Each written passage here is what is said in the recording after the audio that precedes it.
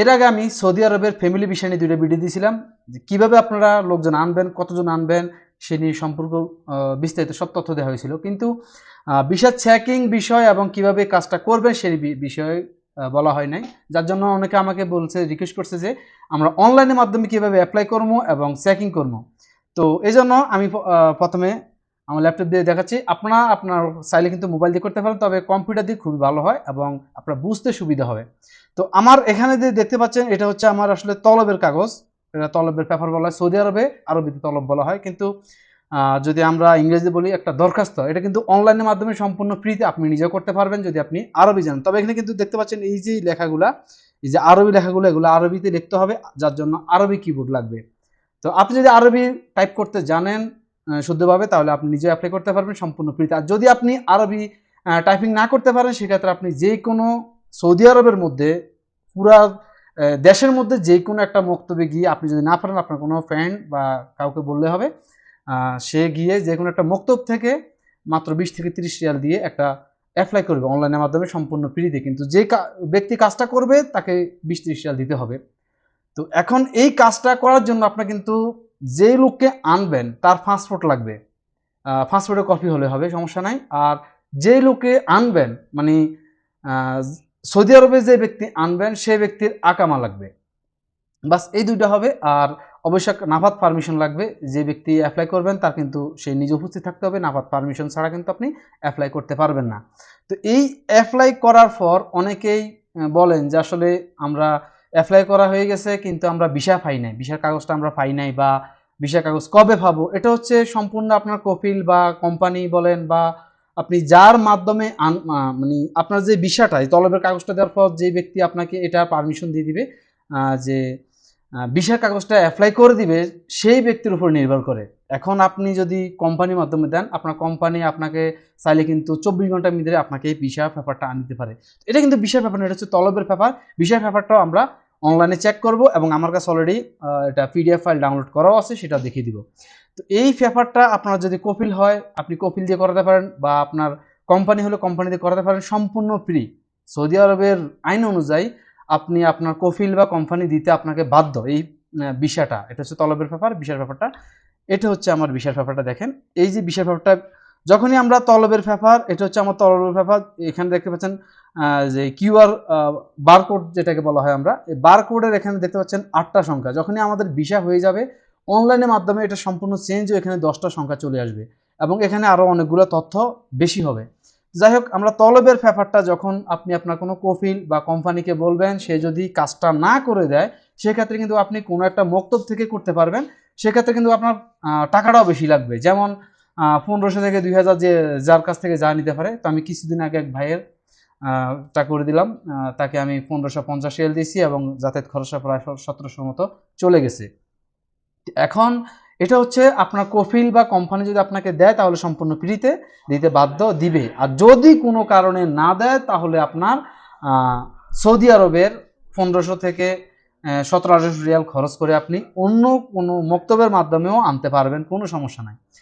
এখন আপনি আবেদন করলেন, আপনি আপনার কফিলকে দিলেন এই পেপারটা, বা আপনি কোম্পানিকে দিলেন, কিন্তু তাকে অনেকবার রিকোয়েস্ট করার পরও সে করে নাই, বা সে আপনাকে বলছে যে আসলে কাজ হয়ে গেছে, একটা পেপার দিয়ে দিল। তো সেই পেপারটা কি আসলে, এইটা এরকম একটা পেপার দিল, বা অনলাইনে আপনি চেক করলেন, দেখলেন যে একই পেপারে 8 সংখ্যার যে বিষয়টা, তলবের রেজিস্ট্রেশন নাম্বারটা এটাই আসতে বারবার, তাহলে বুঝবেন যে আপনার কোম্পানি বা কফিল কোনো কাজই করে নাই। যখনই কাজ করবে, মানে এটা কিন্তু চেম্বার অফ কমার্স, সৌদি আরবের চেম্বার অফ কমার্স থেকে যখন এটা পারমিশন হয়ে যাবে, তখন আপনার এখানে দেখবেন এই যে বিষয়টা, এটা 10 সংখ্যার বিষয়টা এটা চলে আসবে। এখন 10 সংখ্যার বিষয় যখন এটা আসবে, তখন এখানে তথ্য বেড়ে যাবে। তো আমরা এই যে 10 সংখ্যার বিষয়টা, এটা আমরা অনলাইনে চেক করব যে আসলে আছে কিনা। এখানে দেখতে পাচ্ছেন এটা হচ্ছে আমার তলবের নাম্বার বা রেজিস্ট্রেশন নাম্বার, আর এখানে লাগবে আকামা নাম্বার, এটা হচ্ছে যেই ব্যক্তি আবেদন করছে সেই ব্যক্তির আকামা নাম্বার।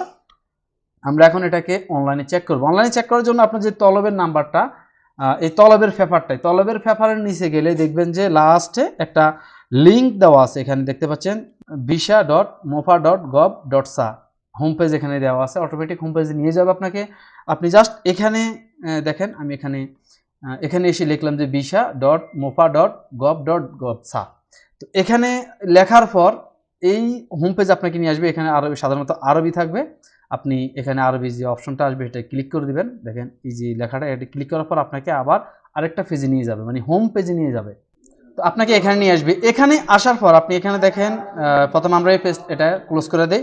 দেন এখানে লেখা আছে এগ্রি, আমি এগ্রি করে দিলাম এবং এটাকে ফেসটা, যেহেতু আমার এটা ল্যাপটপের মধ্যে অটোমেটিকলি ইংলিশ চলে আসছে, আপনার যদি ইংলিশ না আসে আরবি থাকে তাহলে আপনি ইংলিশ করে নেবেন। এই ফেজে আসার পর এখন আমরা এটাকে ট্র্যাকিং করব, মানে আমরা যে তলবের কাগজটা এটা ভিসা হয়েছে কিনা সেটা ট্র্যাক করবো। ট্র্যাক করার জন্য দেখতে পাচ্ছেন এখানে ট্র্যাক অ্যাপ্লিকেশন, এখানে আমরা ক্লিক করব। এখানে ক্লিক করার পর এখন দেখতে পাচ্ছেন ভিসা নাম্বার বা অ্যাপ্লিকেশন নাম্বার, যেটা 8 সংখ্যার নাম্বার বলছিলাম, অ্যাপ্লিকেশন নাম্বার দেবো এবং আমরা এখানে আইডি নাম্বার, মানে সৌদি আরবে যে আকামা নাম্বার যে ব্যক্তি আনবেন সেই ব্যক্তির আকামা নাম্বারটা এখানে দেবো। দেন এখানে ক্যাপচার কোডটা দিয়ে আমরা ট্র্যাক করব। ট্র্যাক করার জন্য এবার আমরা এটা যে অ্যাপ্লিকেশন নাম্বারটা এটা কপি করে নিয়ে আসি।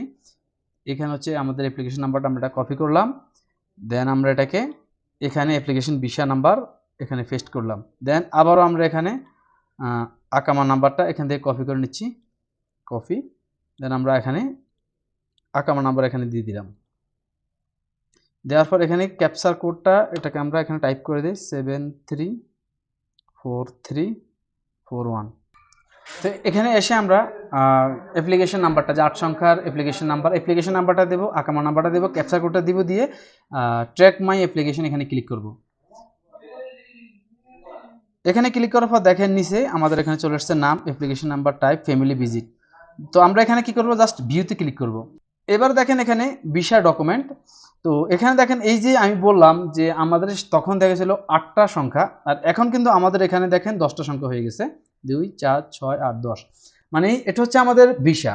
এর আগে আমি যেটা দেখাচ্ছিলাম বা তলবের কাগজ, ওটা হচ্ছে দরখাস্ত জাস্ট।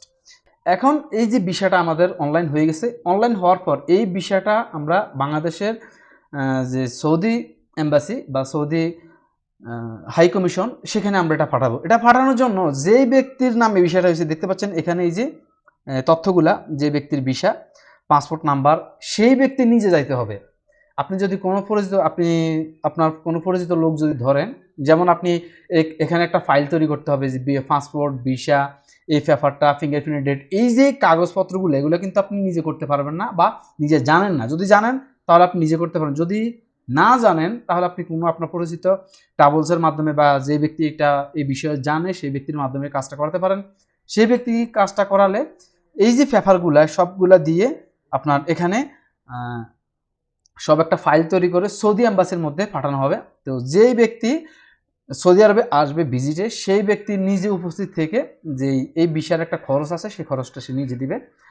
বয়স 20 থেকে 35 পর্যন্ত হলে 17,500 টাকা বাংলাদেশের টাকায় সেটা পে করবে। আর এখানে যে টুকটাক খরচগুলো আছে এগুলা এবং ফিঙ্গারপ্রিন্টের যে কাগজপত্রগুলো অনলাইন থেকে বাহির করা, সেগুলা আপনি যাকে দায়িত্ব দিবেন সেই ব্যক্তি করে দিবে। তাকে 3-4 হাজার টাকা দিয়ে দিলে হয়ে যাবে টোটালি, বা 5,000 টাকা হইবে, সমস্যা না, সেই কাজটা করে দিবে। এবার এই কাগজটা নিয়ে ভিসা স্টাম্পিং করার পর, মানে আপনার যে পাসপোর্টটা দিবেন সে পাসপোর্টের মধ্যে একটা ভিসা স্টাম্পিং করে দিবে।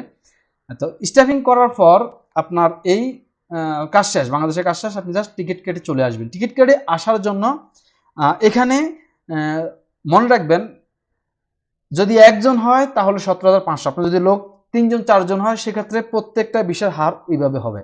আর যাদের 35-এর উপরে বয়স, যারা হজ তো পারবেন না করতে, উমরা করতে পারবেন, উমরা করবেন বা ঘুরতে আসবেন, ছেলে মেয়েদের কাছে ঘুরতে আসবেন, তারাও পারবেন, কোনো সমস্যা নাই। তাদের জন্য খরচটা আরেকটু বেশি, কারণ তাদের বয়স বেশি এবং ইন্স্যুরেন্সের খরচও তাদের বেশি নেবে। আর অনেকেরই বলবেন যে অনেক মেয়েরা কিন্তু সৌদি আরবে কাজ করে, কর্ম বিষয় বা বাসা বাড়িতে কাজ করেন, তারাও আনতে পারবেন, কোনো সমস্যা নাই।